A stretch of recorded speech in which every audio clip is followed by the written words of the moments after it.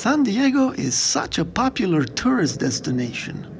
We drove down from Las Vegas to spend a few days in this wonderful paradise. There's so many attractions down here, but our main goal was to visit the world-famous San Diego Zoo. Daddy, come on, let's go. He wants to say hello to everybody. Thanks for coming by, buddy. Here are the penguins. Can we go on the ride? Sure. Yay! But first we need to find the ride. After walking for hours, we relaxed a bit above the park.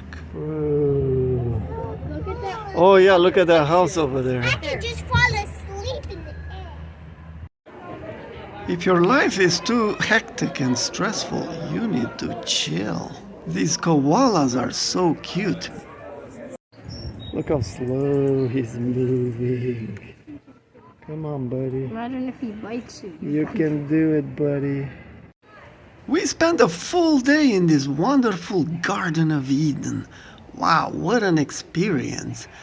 But the next day would prove to be globe-shattering.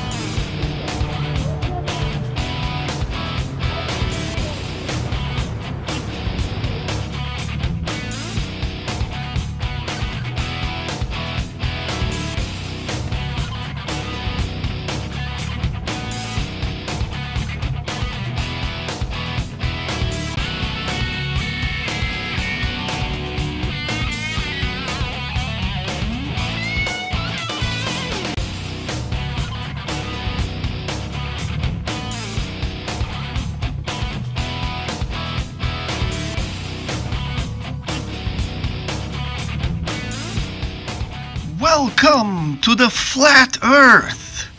Our technological conquest of the electromagnetic spectrum is advancing our understanding of the world we live in. If this is your first exposure to this new reality, you might be confused.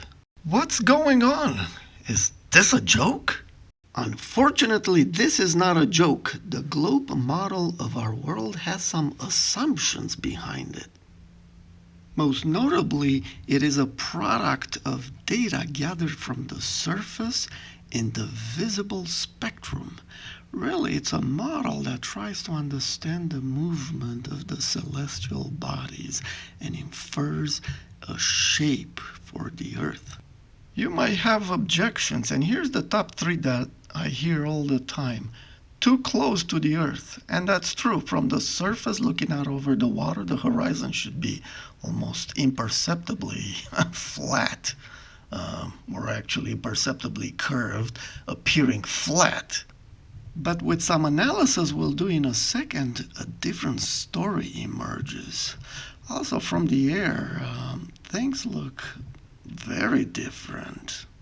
Objection number 2 is unfortunate but quite valid. And lastly, when we become convinced there's no mathematical errors in the calculations and we identify the correct features, I hear this quite a lot. Light must be bending downward around the curvature, and you'd be surprised scientists make these kinds of assertions and they build models, okay? Because in everyone's mind we live on a globe, and if you see farther than the globe, the answer is obvious.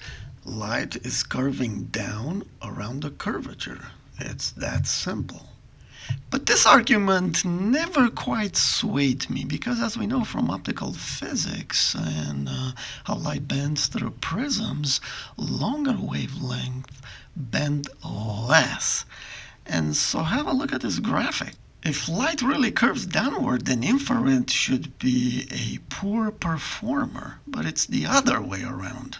So infrared has two main benefits. One, it can pierce the atmosphere, okay, and because there's less attenuation and we can see farther in range.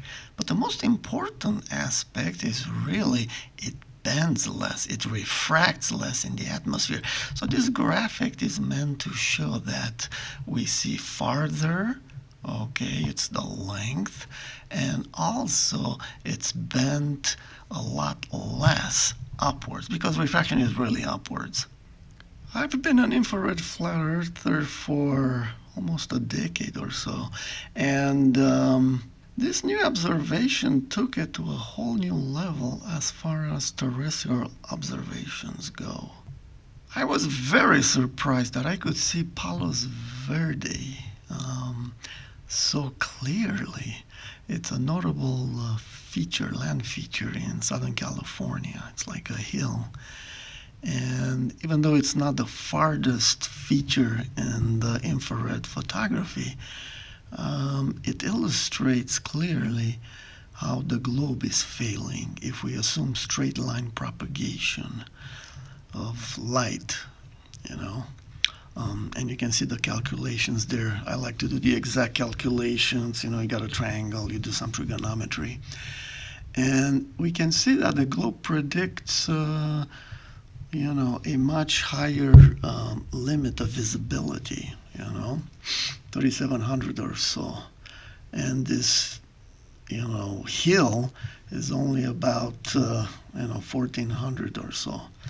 So almost, 3 times higher. It should be hidden,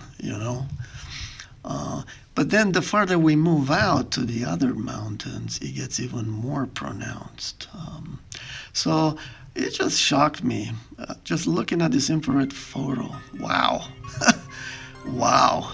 After discovering the flat Earth, I've turned my eyes towards the heavens. In conclusion, I will leave you with this graphic. And a question: does the size of the Earth depend on the wavelength of observation? Thanks for watching. Don't forget to hit the like button and subscribe. And stay tuned for